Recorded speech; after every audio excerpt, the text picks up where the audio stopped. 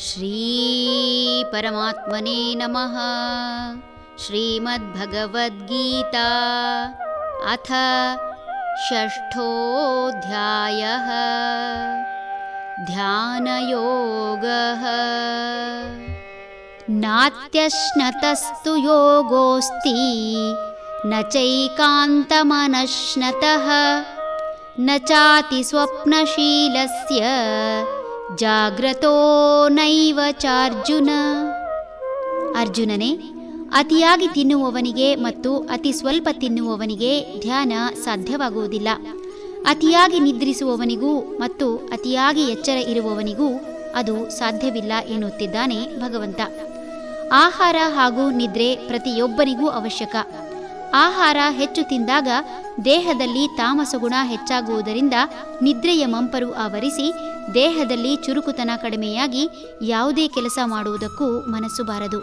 ಹಾಗೆಯೇ ಅತಿ ಕಡಿಮೆ ಊಟ ಮಾಡುವುದರಿಂದ ದೇಹಕ್ಕೆ ಅಗತ್ಯವಾದಷ್ಟು ಆಹಾರ ದೊರೆಯದಿದ್ದಾಗ ದೇಹ ಬಳಲುವುದು ನಿಶ್ಚಿತ. ಹಾಗೆಯೇ ನಿದ್ರೆ ಕಡಿಮೆಯಾದರೆ ನಿದ್ರೆಯ ಸಮಯದಲ್ಲಿ ಪುನಶ್ಚೇತನಗೊಳ್ಳುವ ಅಂಗಾಂಗಗಳು ಹಾನಿಗೊಳಗಾಗುತ್ತವೆ ಮತ್ತು ಹೆಚ್ಚು ನಿದ್ದೆ ಮಾಡಿದರೆ ಎಚ್ಚರವಾಗಿದ್ದಾಗ ಪುನಶ್ಚೇತನಗೊಳ್ಳುವ ಅಂಗಾಂಗಗಳು ಹಾನಿಗೊಳಗಾಗುತ್ತವೆ.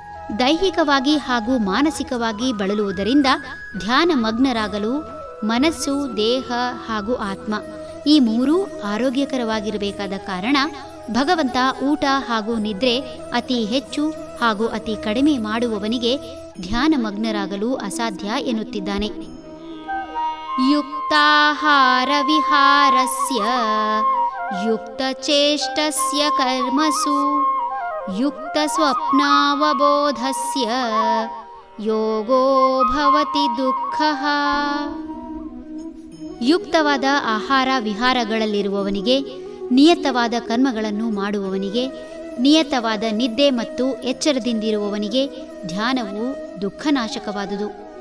ಧ್ಯಾನದಿಂದ ಆಗುವ ಅನುಕೂಲತೆಗಳನ್ನು ಹೇಳುತ್ತಿರುವ ಭಗವಂತ, ಆಹಾರ ಹಾಗೂ ಕರ್ಮ, ಸರಿಯಾಗಿ ನಿದ್ದೆ ಹಾಗೂ ಜಾಗ್ರತೆಯ ಸ್ಥಿತಿಯಲ್ಲಿರುವವನಿಗೆ ಧ್ಯಾನ ದುಃಖನಾಶವನ್ನು ಮಾಡುತ್ತದೆ ಎನ್ನುತ್ತಿದ್ದಾನೆ. ಅಲ್ಲದೆ ಕೇವಲ ಧ್ಯಾನ ಮಾಡುವುದರಿಂದ ಮಾತ್ರವೇ ಅಲ್ಲ, ಅದರ ಜೊತೆಯಲ್ಲಿ ಆಹಾರ ವಿಹಾರ ವ್ಯವಹಾರ ಕರ್ಮ ಎಲ್ಲವೂ ಶುದ್ಧವಾಗಿರಬೇಕು ಎಂಬ ಎಚ್ಚರಿಕೆಯನ್ನು ಕೊಡುತ್ತಿದ್ದಾನೆ. ನಾನು ಯೋಗ ಮಾಡುತ್ತಿದ್ದೇನೆ, ಆದರೂ ನನಗೇಕೆ ಹೀಗೆ ಎನ್ನುವವರಿಗೆ ಇದು ಸರಿಯಾದ ಉತ್ತರ.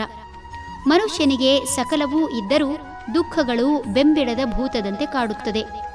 ಯಾವುದೇ ಮನುಷ್ಯನನ್ನು ಕೇಳಿದರೂ ಆತ ಹೇಳುವುದೇ ತನ್ನ ದುಃಖದ ವಿಷಯ. ಬದುಕಿನಲ್ಲಿ ಸಾಕಷ್ಟು ಸುಖ ಅನುಭವಿಸಿದ್ದರೂ ಅದಾವುದೂ ನೆನಪಿಗೆ ಬಾರದು.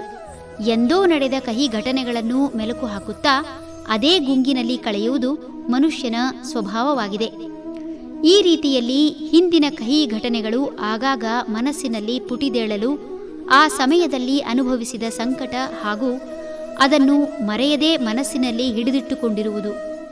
ಸ್ವಾಭಾವಿಕ ಜೀವನ ನಡೆಸುತ್ತಾ ಧ್ಯಾನ ಮಾಡುವುದರ ಮುಖೇನ ಚಿತ್ತದಲ್ಲಿರುವ ಎಲ್ಲ ಕಹಿ ಘಟನೆಗಳನ್ನು ಅಳಿಸಿ ದುಃಖ ನಾಶ ಮಾಡಬಹುದು.